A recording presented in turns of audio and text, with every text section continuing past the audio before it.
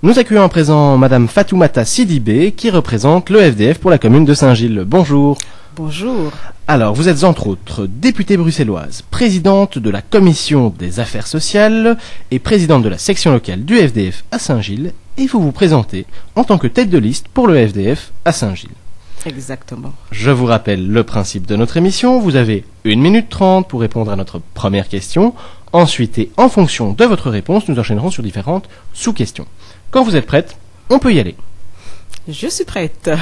Alors, Madame Fatoumata Sidibé, si le FDF remporte les élections à Saint-Gilles, quels sont les 3 projets ou initiatives en matière de culture pour les jeunes que vous comptez mettre en œuvre? Eh bien, 3 projets concrets. Le premier, c'est un projet Total Respect, un tremplin artistique pour les jeunes qui a 2 objectifs.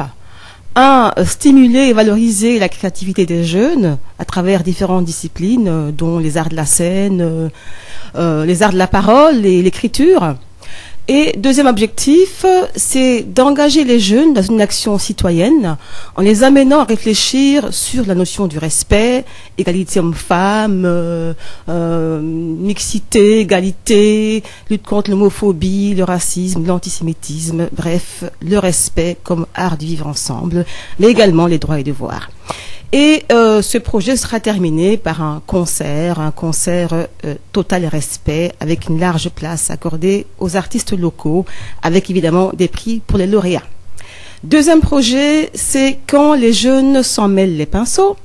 Il s'agit d'ouvrir le parcours d'artistes de Saint-Gilles à une dimension de jeunes, en permettant à des lieux d'ouvrir leurs portes à des jeunes artistes saint-gillois, afin qu'ils montrent leur créativité et surtout qu'ils soient ambassadeurs pour d'autres jeunes pour s'intéresser à l'art en général et au parcours d'artistes en particulier. Et le troisième projet, c'est quand les filles dansent et ne longent pas les murs.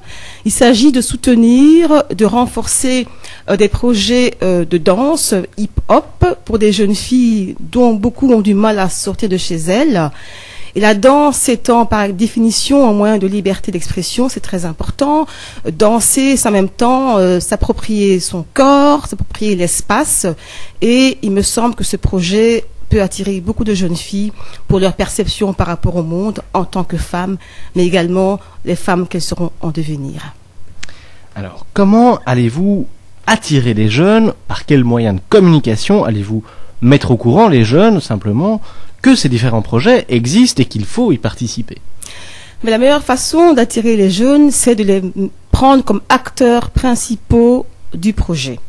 C'est-à-dire que ce projet sera pensé et réalisé avec les jeunes, et je pense qu'il y a pas mal d'associations sur Saint-Gilles qui existent, qui font un travail de proximité extraordinaire en termes de cohésion sociale. Il y a des académies, il y a des écoles, et donc je pense que ce projet, il serait participatif, dans la mesure où on va d'abord demander aux jeunes comment est-ce qu'ils veulent s'impliquer dans ce projet et comment est-ce qu'ils voient ce projet concrètement. Première chose. Deuxième chose, il me semble qu'également, il y a une dynamique qui existe au niveau des jeunes aussi, que lorsqu'ils portent un projet eux-mêmes, ils ont tendance à en faire la promotion, et puis sans compter aujourd'hui tous les moyens que l'on connaît, donc les médias, les réseaux sociaux. Et je crois que par rapport à ça, à mon expérience associative, je sais qu'il y a moyen d'employer cette dynamique d'ambassadeurs des jeunes qui vont parler aux jeunes pour les jeunes. Alors, on le sait, c'est la crise économique, toutes les communes ont été touchées. Et la question que nous nous posions, c'était comment allez-vous, dans ce contexte de crise, financer les différents projets? Évidemment, l'argent, c'est le nerf de la guerre. Et en matière de culture, évidemment, c'est souvent les parents pauvres. La culture n'est pas toujours une dimension qui est financée à sa juste valeur. Et par rapport au financement, il y a plusieurs financements possibles. Moi, je pense beaucoup au sponsoring. Je pense que c'est un domaine qu'on oublie trop souvent et qui mériterait d'être exploité. Le sponsor privé, bien sûr. Il y a également des financements communaux qu'on peut demander. Et je pense qu'il y a d'autres structures qui pourraient participer. Je pense notamment à la COCOF. Et je crois qu'il faut multiplier les pistes et surtout ne pas mettre la culture uniquement dans un volet unique. C'est une dimension transversale. Et donc la cohésion sociale également peut à ce niveau-là participer à ces projets. Et je pense que ce genre de projet que nous proposons pour Saint-Gilles, c'est vraiment une question de volonté politique plus que de financement. Alors, justement, en parlant de volonté politique, comment, au FDF de Saint-Gilles, vous voyez, vous percevez la culture, vous concevez la culture?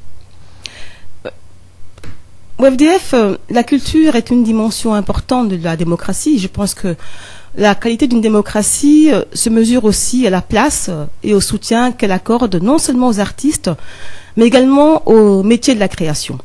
Et nous pensons que la culture est une dimension qui doit être transversale. Il faudrait en fait une culture streaming, comme on dit, essayer que dans toutes les dimensions politiques, la culture elle percole, qu'on ait chaque fois dans la dimension économique, que ce soit sociale, au niveau de l'emploi, qu'il y ait vraiment un volet culture qui soit très important. Et nous voyons la culture comme une dynamique à 3 niveaux, une dynamique évidemment économique. On ne met pas souvent en avant l'aspect économique de la culture, l'entreprise culturelle, la dimension culture, puisqu'effectivement les artistes créer des œuvres également qui mettent à disposition du public, donc il y a une transmission de la culture. Et troisièmement, une dimension sociale qui est très importante à travers les projets socioculturels qui sont mis en place avec différents publics et différentes tranches d'âge. Il nous semble que la culture est vraiment pour nous un art de vivre ensemble et nous pensons que dans le mot culture, il y a l'art. Et pour nous, l'art, c'est vraiment une agitation constante, c'est rentrer en connexion avec les autres, c'est interagir, c'est l'interculturalité. Et que dans le mot art, il y a également respect, ça veut dire connaissance et reconnaissance des autres. Et l'artiste a besoin d'être connu et reconnu. Et troisièmement, le T de respect, le T de transmission des valeurs, les valeurs démocratiques qui nous semblent fondamentales également. Et donc, pour nous, la culture, évidemment, c'est vraiment un oxygène important pour le peuple qui permettra surtout de renforcer la cohésion sociale. Et à Saint-Gilles, l'aspect culturel est très important par rapport à toute cette diversité qui est présente et qui n'est pas suffisamment mise en avant. Et donc, pour le FDF, la culture est une priorité. Alors, après avoir parlé un peu plus politique, on va revenir maintenant sur les jeunes. On le sait, on peut en faire ce constat.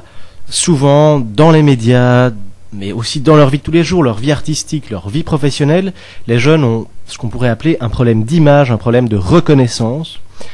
En quoi, et c'est la question qu'on va vous poser, en quoi les 3 projets que vous venez de nous présenter vont leur permettre justement d'améliorer cette image, d'être pour une fois au centre des attentions, mais de manière positive? Tout d'abord, j'aimerais dire 2 choses. Je suis moi-même artiste peintre et c'est un élément important. Donc, je suis artiste peintre, je suis auteur d'un roman et de poésie. Et donc, pour moi, la dimension artistique est très, très importante. Et au niveau de la jeunesse, ce que je constate sur le terrain, évidemment en tant qu'artiste et également en tant que militante associative, c'est que les jeunes se plaignent d'un manque de reconnaissance. On ne les écoute pas assez. Et il me semble que des projets comme ceux que nous proposons, notamment nous demandons aux jeunes un engagement, ils sont engagés, mais nous demandons aux jeunes de pouvoir nous faire part de leurs engagements, de leurs révoltes, de leur vision du monde. Et surtout qu'ils parlent aux jeunes. Les jeunes doivent parler aux jeunes. Et si besoin est, encore, les jeunes peuvent nous montrer qu'ils veulent et peuvent imaginer et créer un autre monde possible. Et c'est là que la dimension de l'art devient importante, puisque l'art ne doit pas être engagé forcément, mais il me semble que la jeunesse, généralement, quand elle pratique de l'art, c'est aussi de manière engagée. Et je pense que quand les jeunes font de l'art ensemble, je pense qu'ils ont moins envie. C'est tout aussi important pour un jeune de faire de la musique, de la peinture ou de la photo que d'avoir un MP3. Et ça, c'est vraiment une dimension à laquelle on est très sensible. Et pour attirer les jeunes, je crois qu'on a les moyens qu'il faut pour le faire. Et surtout, que les jeunes nous montrent ce qu'ils pensent du monde et comment est-ce qu'eux, ils veulent un autre changement. Parce que les jeunes veulent un changement, y compris pour Saint-Gilles. Et je pense qu'en leur valorisant, en leur donnant peut-être cette possibilité de dire ce que d'autres n'osent plus dire, avec cette liberté d'expression, cette rage, cette colère, cette révolte, qui doit être entendue. Qui doit être entendu à tous les niveaux. Je pense que pour nous en tout cas, les jeunes méritent le respect et à Saint-Gilles, nous menons campagne sur le terme du respect. Alors, nous arrivons maintenant au terme de cette interview. Je vais vous poser la dernière question, qui est une question vraiment axée, voire branchée musique, on pourrait dire. Est-ce que vous, personnellement, et vous nous en avez déjà touché un premier mot dans la précision et dans la description de vos projets, est-ce que vous soutenez, personnellement ou avec l'aide du FDF, un événement, un concert, un festival qui aurait pour but de faire découvrir un style de musique bien particulier? Moi, j'ai envie de dire que ce qui est intéressant dans la musique, c'est que les frontières peuvent être désagrégées. Et donc, en termes de festivals ou d'événements musicaux sur Saint-Gilles, puisqu'on parle de Saint-Gilles, nous pensons qu'avec 140 nationalités différentes sur Saint-Gilles, il y a vraiment moyen de faire un festival des musiques métissées saint-gilloises, de manière à ce que chacune de ces entités culturelles tellement riches puisse mettre en avant, en tout cas, leur richesse culturelle, leur identité, parce qu'aujourd'hui, les musiques du monde sont consommées, mais il n'y a pas que la consommation, il y a également derrière ces musiques du monde des peuples, des individus, des personnes. Et quand je pense à toutes ces cultures qui se fréquentent à Saint-Gilles, je pense que ce serait vraiment valorisant s'il y avait un festival des musiques métissées de Saint-Gilles, avec une dimension vraiment d'abord de cohésion, de rapprochement et très festive. Et là, je pense qu'il y a une demande qui peut être rencontrée. Et je suis convaincue que ce sera également un festival fédérateur. Et nous, fédéralistes, nous sommes très preneurs de cela. Eh bien, un grand merci à vous d'être venu répondre à toutes nos questions. Alors, je rappelle, pour ceux qui auraient été distraits, que vous vous présentez en tant que tête de liste pour le FDF à Saint-Gilles. Bonne chance et bon courage pour les élections. Merci beaucoup.